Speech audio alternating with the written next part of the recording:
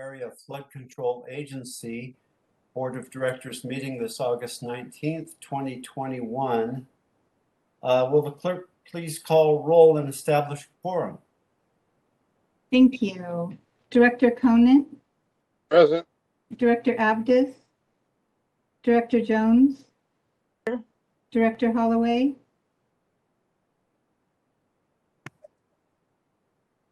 I can't hear you, Brian, but I can see you. Director Shaw? Here. Director Ashby? Here. Director Harris? Holloway is here. Thank you. Director Harris? Here. Director Jennings? Director Olmsted? Director Frost? Actually, Olmsted, no, that was for Rich Desmond. Rich Desmond, I'm here. Thank you. So noted. Director Kennedy? Here. Director Natoli? And Director Cerna? Here. We do have a quorum. Thank you. Thank you, Lindy. Director Holloway, will you lead us in the pledge, please? I would love to.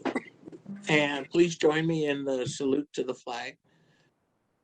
I pledge allegiance to the flag of the United States of America and to the republic for which it stands, one nation, under God, indivisible, with liberty and justice for all. Thank you. Thank you very much, Brian. Lindy, do you have any announcements? Thank you. Good afternoon, ladies and gentlemen. This meeting is being recorded and will be aired on Metro Cable Channel 14 on Sunday, August 22nd at 9 a.m. and will also be available on Safeca's website within 48 hours after the meeting. As a courtesy reminder, if you are not speaking, please leave your microphones on mute so that we have less excess noise. Thank you. And our first item is the Executive Director's Report. All right. Good afternoon, everyone. Rick Johnson, Executive Director. Thank you all for being here. Lenny, if you go to the first slide there. If you remember, back in March, we informed you that our administrative officer retired. And so we've been without one for a few months, but I wanted to announce that Scott Hansen has accepted the position. Scott's been with Safeca since 2016 as our senior accountant and auditor. And he's been acting in that position since March. So I just wanted to make you aware of that. Lindy, if you go to the next slide.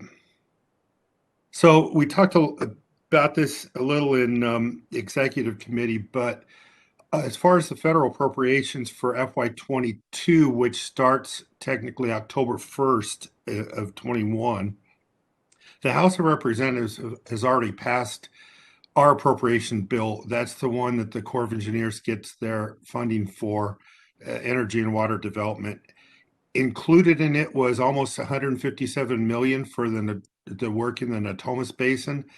The Senate also passed their version of it out of their appropriations committee, and they had the same amount, almost 157 million in it for Natomas. So that's good news for us. There was no funding to start the Yola bypass study, as they considered that a new start. But I think I mentioned this in a couple of months ago, the 157 million, that's the most we've ever received in any annual appropriations bill, other than the 2018 when we had the emergency supplemental. So very well funded for Natomas in 22. Lindy, if you go to the next slide. So also the Senate moved forward with their, can you go hit that next slide there? There we go. They move forward with the bipartisan infrastructure bill. It did have quite a bit of money in there for the Corps of Engineers. One that we're particularly interested in is there's 45 million for studies, including initiation of studies. And so in addition, there's 1.75 billion for construction of projects. We'll be working with the Corps. They have to put together a work plan 60 days after it's enacted. That's assuming it gets through the House okay and the president signs it. But we'll be working with the Corps to try to ensure that the YOLO comprehensive study is funded in that work plan and or in a work plan for FY22 funding. So we'll be working that real hard over the next few months to try to make sure we can get that started there. If you could jump to the next slide, Lindy. I just wanted to make you aware, last year, Corps completed construction on the Folsom Dam Raise Dike 8. The American Society of Civil Engineers, the Sacramento section, awarded it their Outstanding Flood Management Project of the Year. They awarded it to Olden. Olden Construction submitted it as they did the construction on that. So congratulations on that. That was good to see some of our projects get recognized like that. Lindy, hit the next slide there. So I do want to talk about Natomas Reach A. That's on the map. That's the lower end of Natomas Basin along the Sacramento River up to where it comes into with the mouth of the American River. If you go to the next slide, the Corps had a bid opening for Reach A on Tuesday, and they received 4 bids ranging from about 113 million to a little over 155 million. The government estimate was 164.5 million. So that answered one of our concerns. We've been worried how the next few bids would come in, given some of the escalations we're seeing and all the work going in the construction community. But we got 4 good bids. Corps now has to evaluate them to make sure they were responsive and complete and don't have any errors. But they plan to award it in late September. So, Lindy, if you go to the next slide. So just explain it a little bit more. There we go. The bid included a base bid, which is the one that they'll get the contractor going on right away, and 3 options. The reason we ended up with 3 options is we don't have all the real estate yet for Reach A, and they can't award without the real estate, but they did put them in as options. And there's the reason they did it as 3 is to break it up into some of the areas that we're working on. We're waiting for some actions on some properties from the city of Sacramento. But what caused some of the issues too is they had some late design changes, which changed the real estate requirements. So that's allowing to give us a little more time to work with those property owners, and then if we have to go through any eminent domain proceedings, it gives us a few more months, not a lot, because those base bids are only good for a certain amount of time. So it gives a few more months, but the pressure is on to get through those bid openings. So that's really all I had on my ED report, and I'll take any questions if there's any. Any questions from directors? Doing on Matt coming through the chair. How we doing, Rick, on our real estate purchases for the, we don't want to do eminent domain unless we have to, but I mean, does it look like we're doing okay on most of those or not? Well, yeah, we've been bringing several of them to the board. We believe we're still on track on most of them, but there are a couple that we're a little concerned about, but we're still working it pretty hard. The Corps was good to work with us and put those in as options, though. So it allowed them to, what that did is allowed them to tie their money up so that it can't go elsewhere, but still give us the opportunity to work on the real estate there. And part of it, in our defense, was they changed the designs on us a little bit, so that hasn't helped either.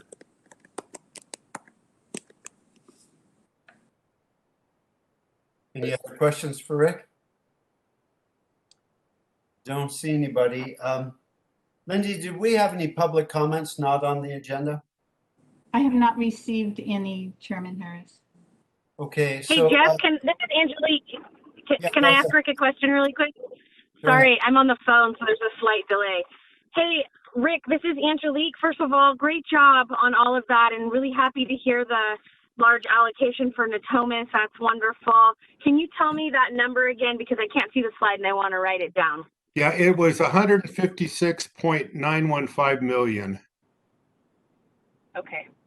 Thank you so much and great work. Thanks. Okay, I think that's got it. To the board members, I'd like to just say that number 9 on consent has been pulled so that we can reach an agreement on that one. And so on our consent, we'll be voting on items 2 through 8. So Linda, you want to announce? Thank you. As Chairman Harris said, items 2 through 8 are in order, and staff recommends dropping consent matter 9 from the agenda. Move to approve, Conant. Second, Shaw. Holloway. Okay, we have, was that a motion by Holloway and a second by Cyril Shaw? I have a motion by Director Conant and a second by Director Shaw. Okay, very good. And Brian, did you have a comment? I'm just trying to second. Okay. Are there any questions about consent? Anything anybody needs clarification on? If not, we have a motion and a second. And Libby, go ahead and call the roll on consent. Director Conant, Aye. Director Abdis, Director Jones, Aye. Director Holloway, Aye. Director Shaw, Aye. Director Ashby, Director Ashby. Yes, sorry, yes. Thank you. Director Harris, Aye. Director Jennings, Director Desmond. Director Desmond, Director Frost, Aye. Director Kennedy, Aye.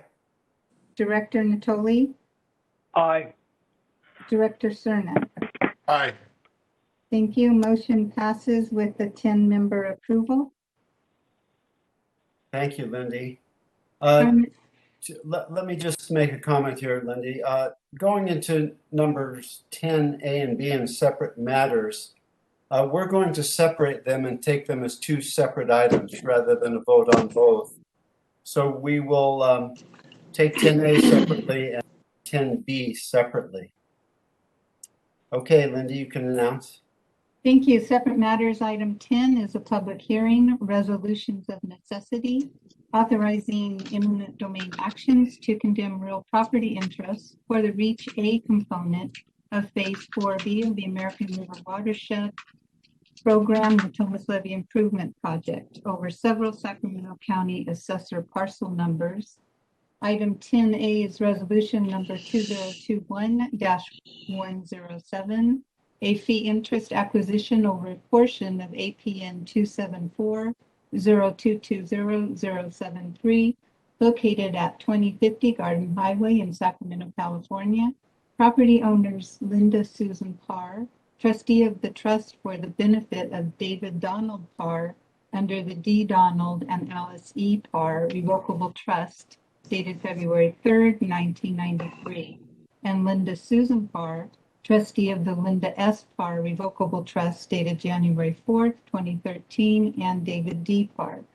Item 10B is resolution number 2021-108, a temporary construction easement acquisition over a portion of APN 225-1020-009, located at El Centro Road in Sacramento, California, 95833.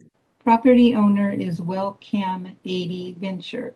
Pursuant to Section 1245240 of the California Code of Civil Procedure, this item requires a 2/3 or 9-member approval vote to pass.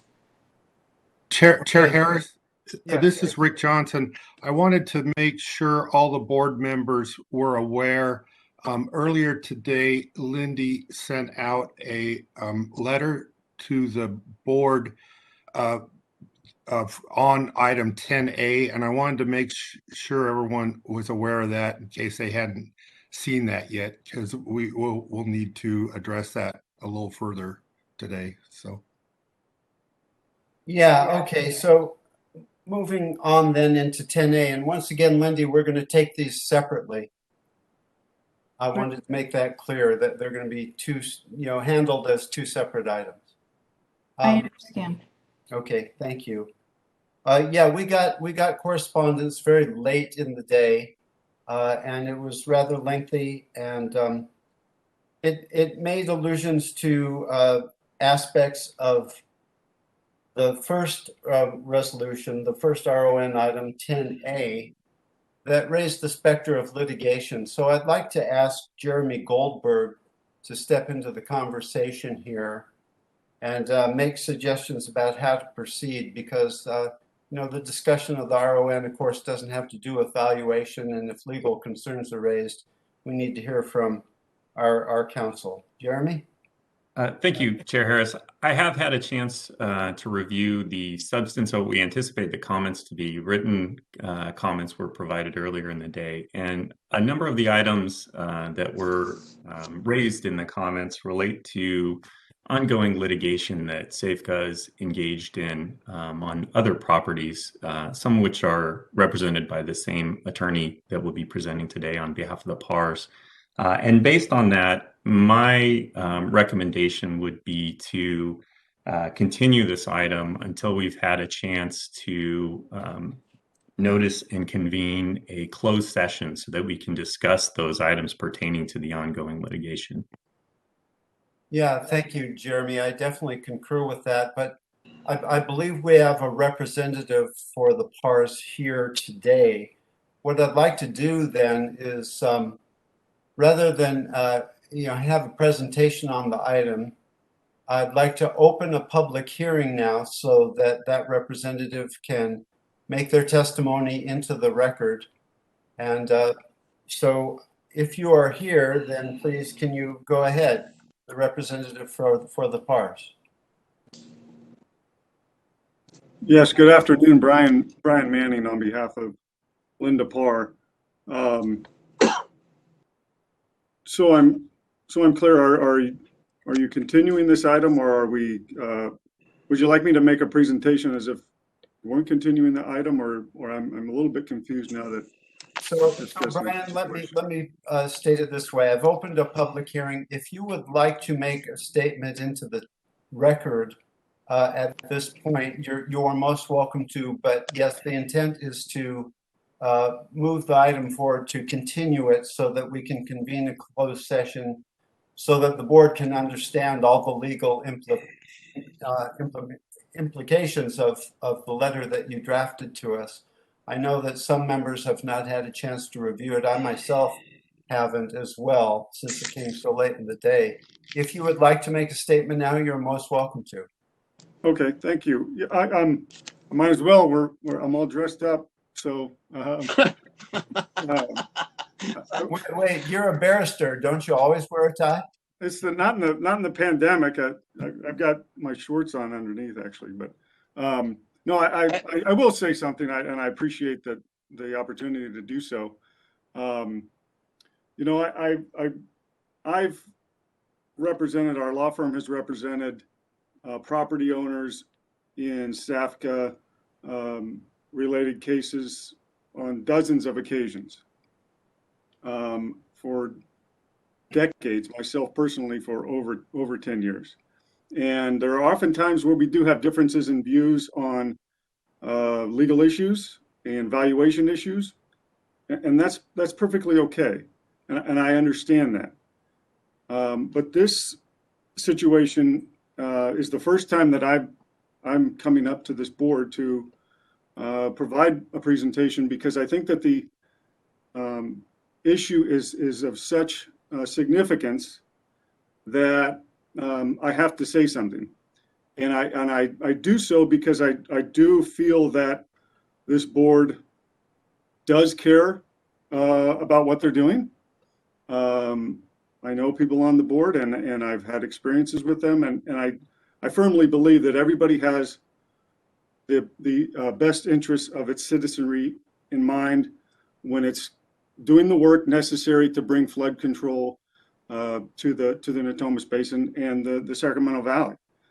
But there are certain actors that taint the situation, and what's happening to other property owners on this phase, but in particular, Ms. Parr is just too much, so I felt the need to say something. Now, my words are less important than what Ms. Parr herself has to say, so I'm going to let her address you, and then I'll be back to provide you with some of the more, for a discussion on those more legal issues. But I wanted you to get her take on how the process has gone. And so that's kind of what the letter breaks out into, is two different topics. One is kind of the process of how we've gotten to this point with regard to transparency, communication, etc. And as I said in there, I do have an understanding of the difference of SAFCA's role in this phase versus past phases. So I can appreciate that, but I say this because you are the face of this project. The Corps is kind of dictating what's going on. And as you've heard today, late design changes. That's really out of your control, but those things do affect property owners, particularly someone who is the trustee for her brother's trust and her brother lives there. Those things have significant consequences. So I'd let her talk to be able to address you on how she feels about how this has gone. And then I'll come back and touch briefly on those legal issues. So again, I appreciate the opportunity to speak with you. Okay, thanks, Brian. Ms. Parr? Good afternoon, members of the board, and thank you for this opportunity. I am Linda Parr, owner and trustee of the real property that is the subject of this agenda item. I wanted to speak today to express my frustration and dismay over what has occurred during the past year and 3 quarters during the process of SAFCA's acquiring our property for the levee improvement project. The initial meeting with SAFCA and its representatives regarding the levee improvement project was held on November 4, 2019. At that meeting, John Bassett informed me that our entire parcel would be needed for the project and provided a schematic of the planned use for the parcel, which was a seepage berm. Laura Menendez, the right-of-way agent from Interwest Consulting Group, stated that an offer would be made in late December or early January 2020. The notice of intent to appraise arrived the following week, and the appraisers visited the property to gather information on December 10. On December 22nd, 2019, we met with representatives of OPC who explained the relocation assistance program and the benefits available to people who are forced to relocate under these circumstances. Several months passed with no correspondence from SAFCA or its agents. Inquiries to the right-of-way agent were met with, "We are still awaiting the appraisal." The offer to purchase real property for the full take of the parcel was received on April 22nd, 2020, fully 5 months after that initial meeting. Upon receipt of that offer, we engaged the services of an appraiser to help us prepare a response, something that was done at considerable expense.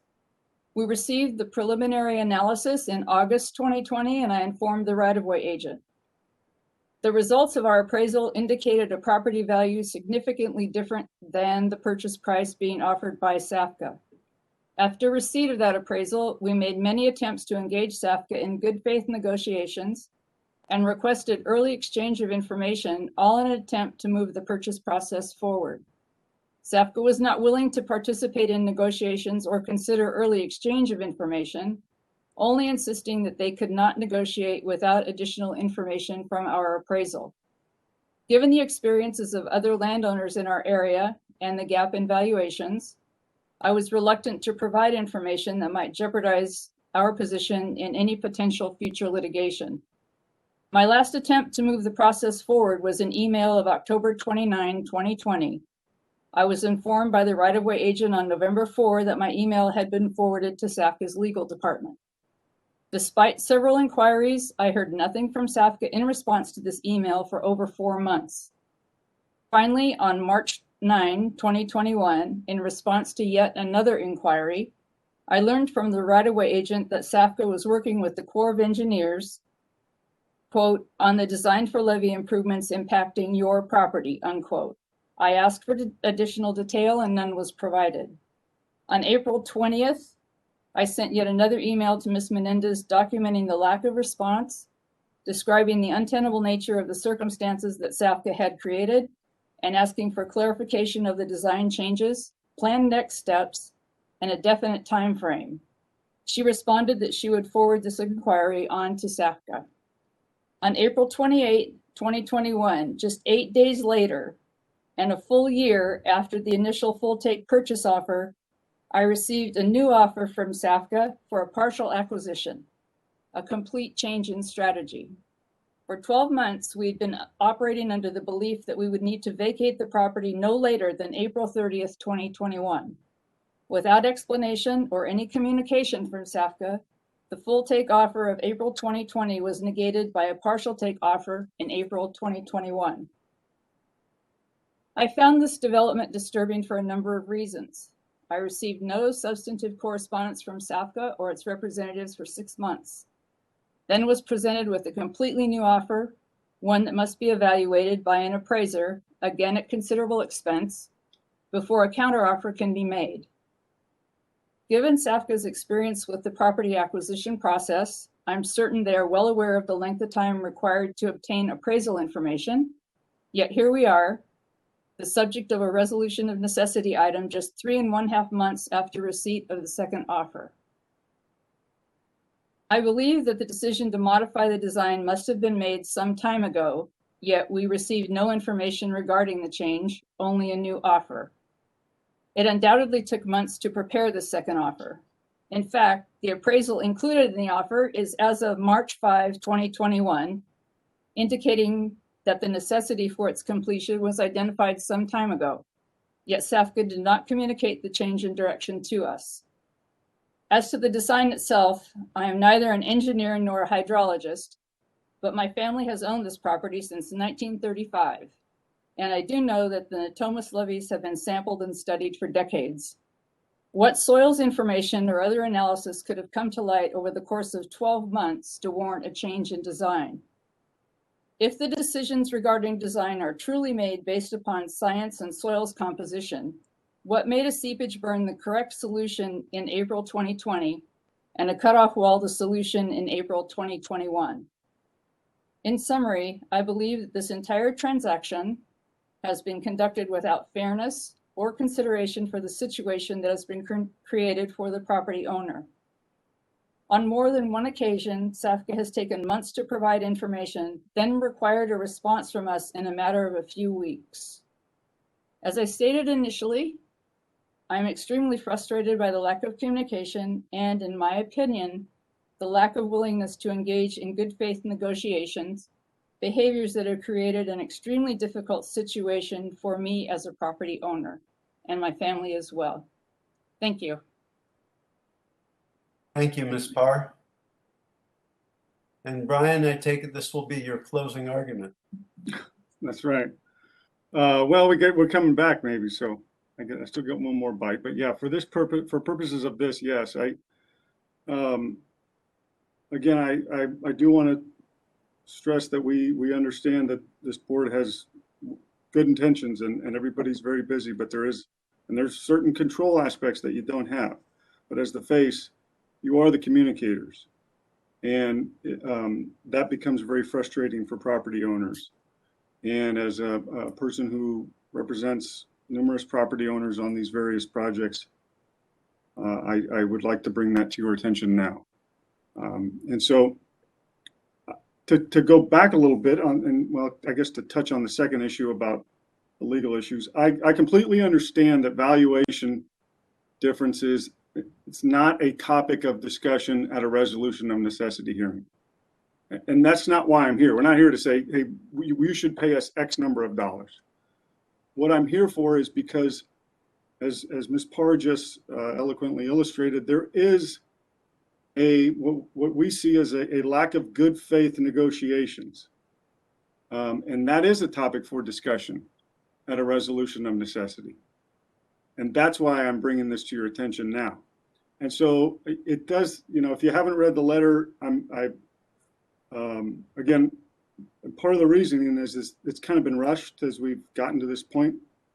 But I appreciate the willingness to take the time to review it, can continue the matter. I do, and I think this is, you know, on everybody's mind. So, but the long and short of it is this: the SAFCA's appraisers are being provided with an appraisal instruction that requires them to value these properties or certain properties as if the project does not exist and that nobody would ever fix these levees.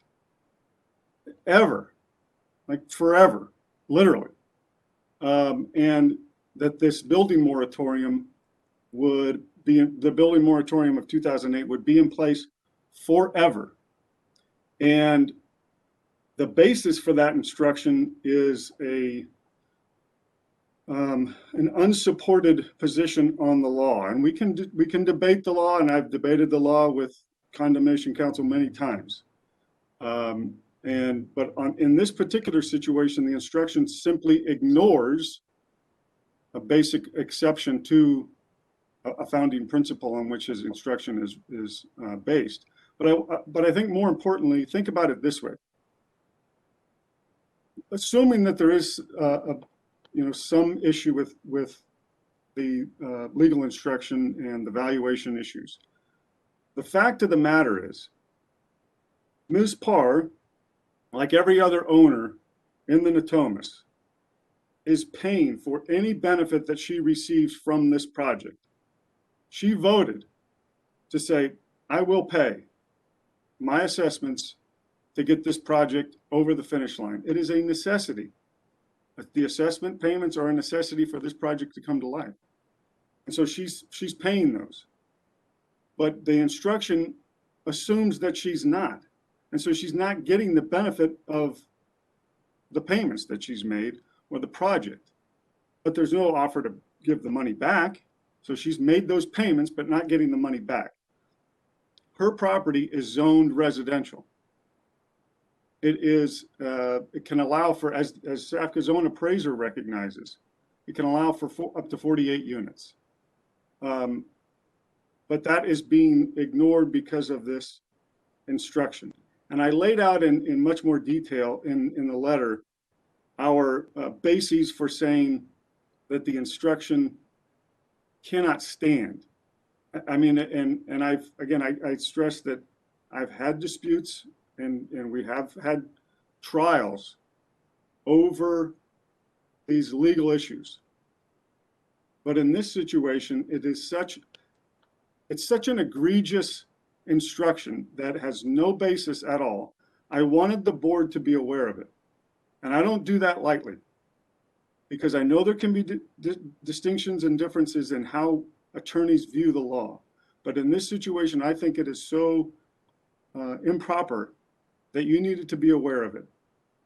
And basically what you're saying to Ms. Parr is, I know you trusted us when we asked you to vote for our assessments so that these levees could be built.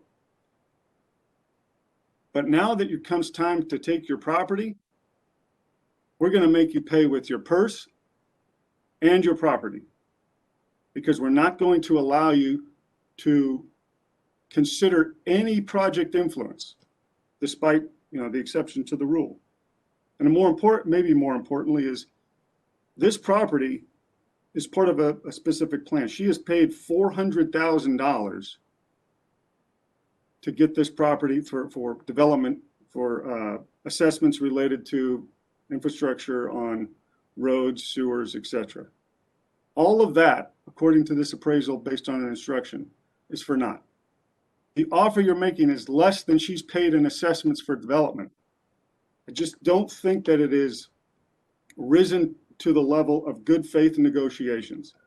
And I ask you to please read the letter carefully and with a mind towards not necessarily valuation disputes, but more of where's the support for this? And I'm sure that you'll have discussions in closed session with counsel. And I just want to know where the support for it is and why he would tell his appraisers to ignore the exception to the rule, and how it can be that somebody who's paying for their fair share should not receive the benefit of those payments that have been made for the last decade. And with that, I'm happy to answer any questions that you might have on these issues.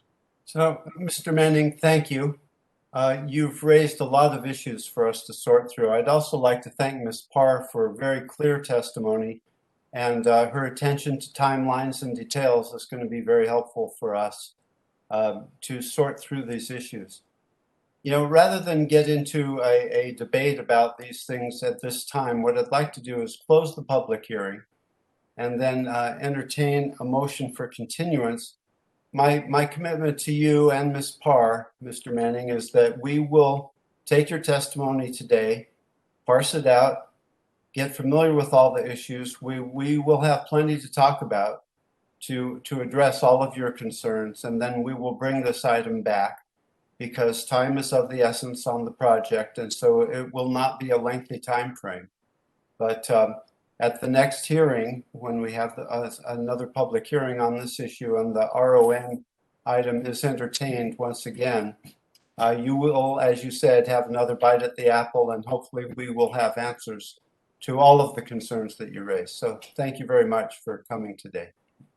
Thank you. Thank you for the time and consideration. We greatly appreciate it. Absolutely.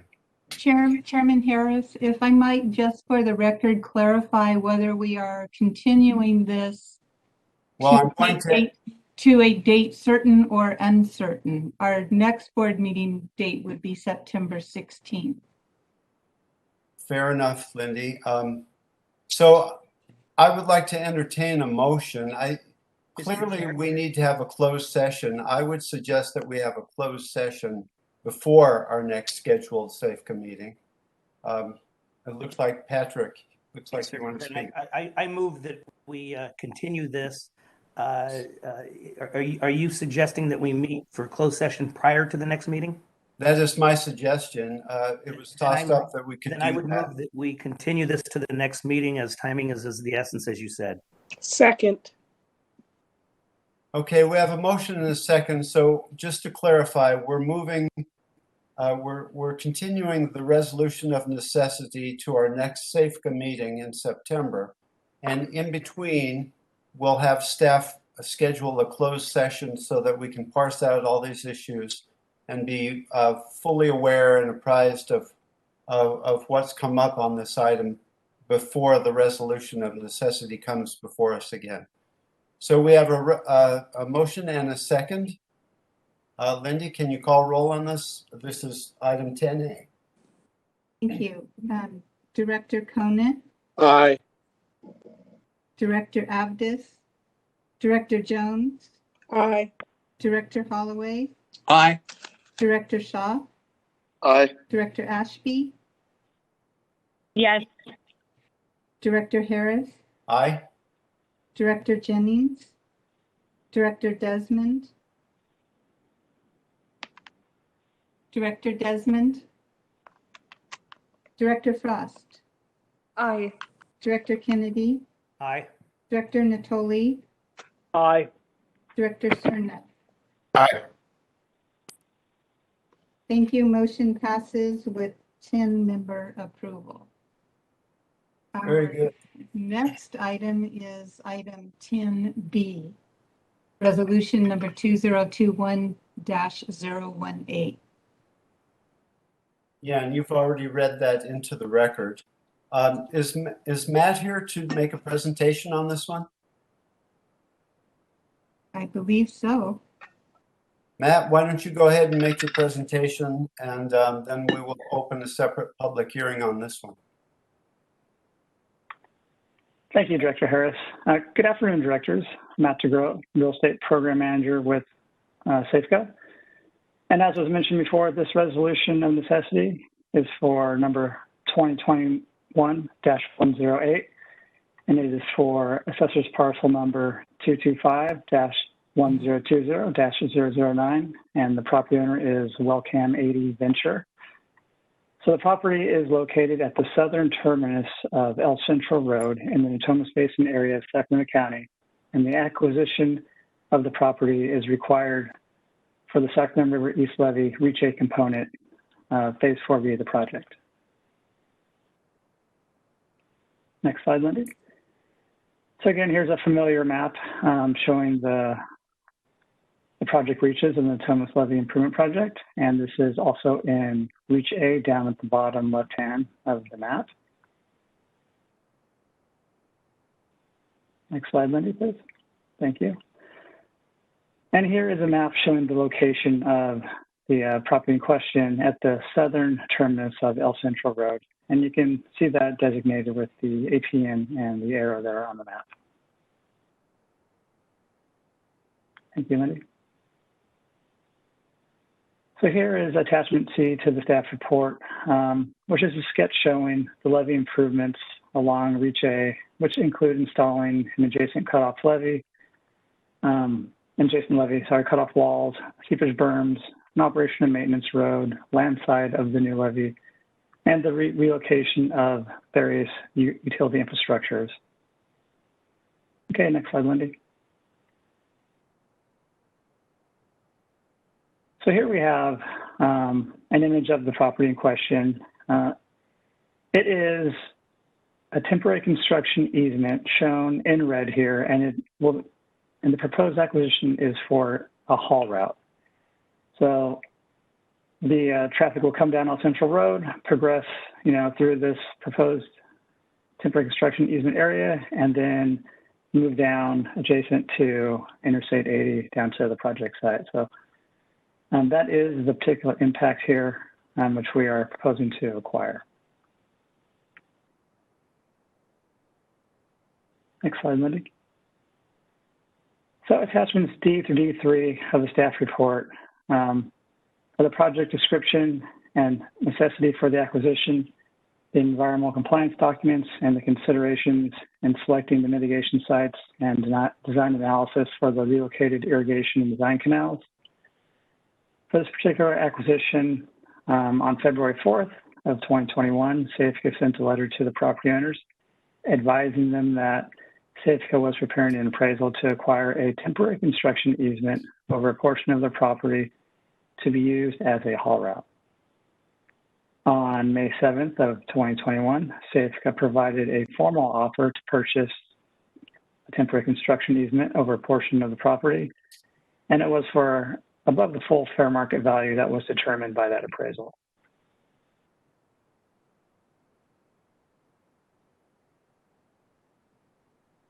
Attachment G to the staff report is a diary of discussions between Safeco's right-of-way acquisition consultant and the owners, during which they discussed the potential effects of the project on the property and the requirement that a temporary construction easement would need to be acquired to support the project and the right-of-way acquisition process.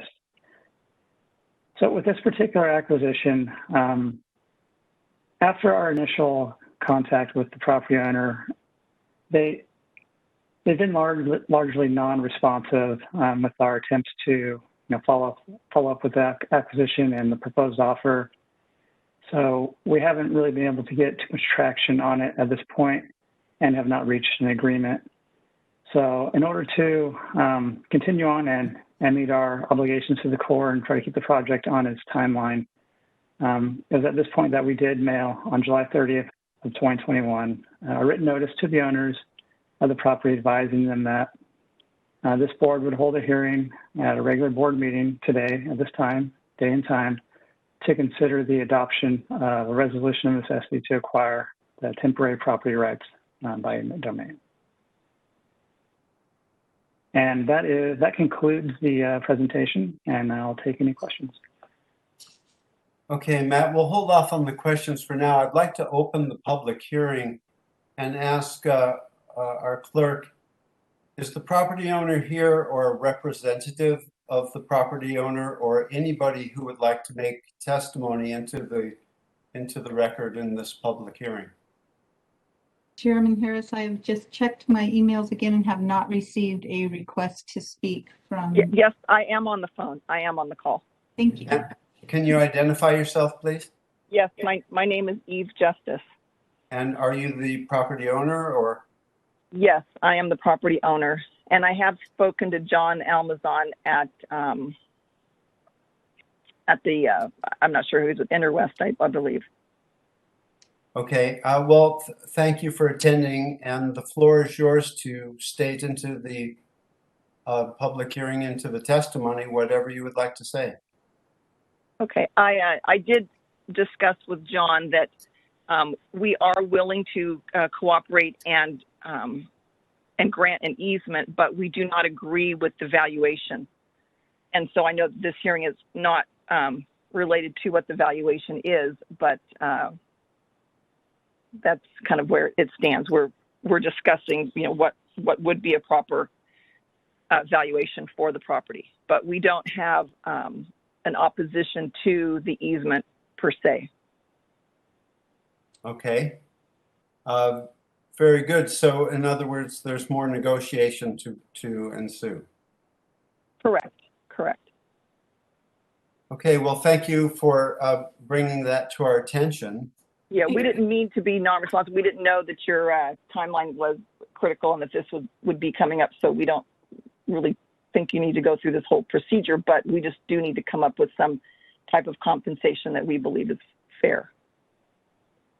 Okay, thank you very much.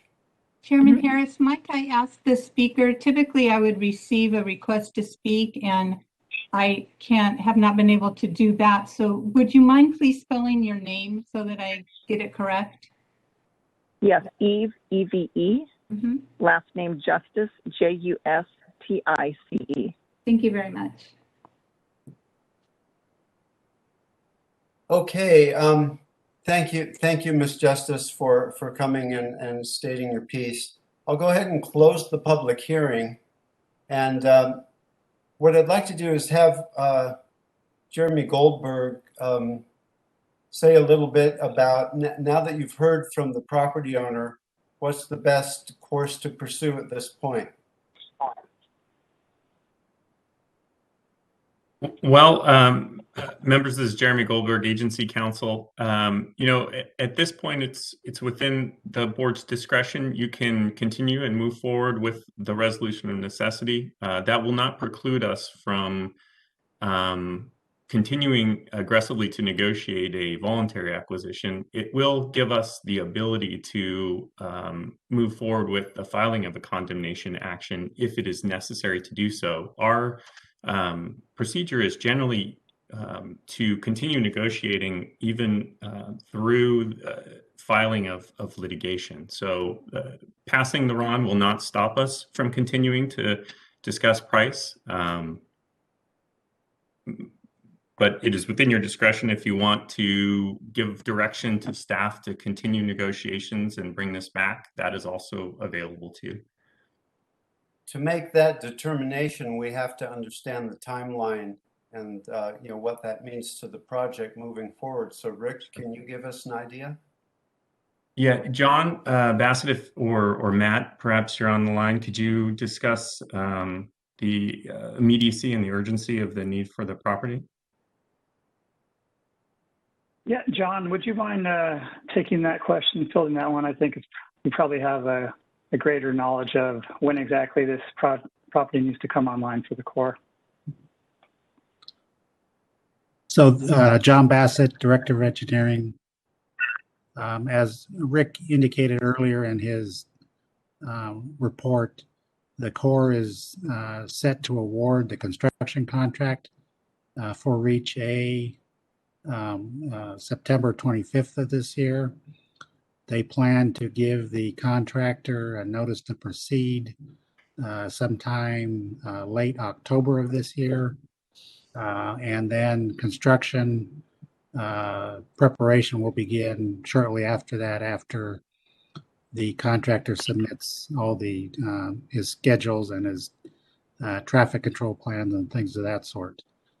So this right away, again, which is the haul route, is one of 3 other properties along Interstate 80 that we have already acquired temporary rights to This is the last one to complete the haul route from where Interstate 80 crosses the Garden Highway to the north side, go over the bridges there, and then go out on the north side of Interstate 80 to El Centro Road. So we understand that the owner is trying to obtain her own appraisal. If we can work through some sort of right of entry with the owners to allow us to use the haul route while we continue to negotiate, we can do that. As Jeremy indicated, we could potentially continue this to September, similar to the prior document or resolution that was before the board. We can't go much past the September timeframe in order to get through a court process if we cannot come to terms with the owner, and we have to give the certify the right of way for the Corps of Engineers sometime just after the first of the year in January of 2022. Okay, thank you, John. Just to clarify, this is a temporary construction easement, not a permanent acquisition, correct? Yes, we would use it for a period of about 4 years. 4 years. Okay, that's I think an important piece of information. Mr. Chair. Open, yeah, go ahead. Open to comments from directors. Go ahead, Phil. Thank you. I'd like to move the resolution of necessity and direct staff to continue negotiating. Second. Kennedy. Okay, we have a motion and a second. Do we have any further discussion?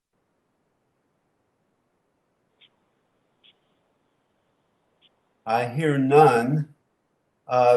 Lindy, I think that you know the directors have spoken about the path they'd like to pursue, so let's call roll. Thank you, Director Conant. Aye. Director Abdus. Director Jones. Aye. Director Holloway. Aye. Director Shaw. Aye. Director Ashby. Yes. Director Harris. Aye. Director Jennings. Director Desmond. Director Frost. Aye. Director Kennedy. Aye. Director Natoli.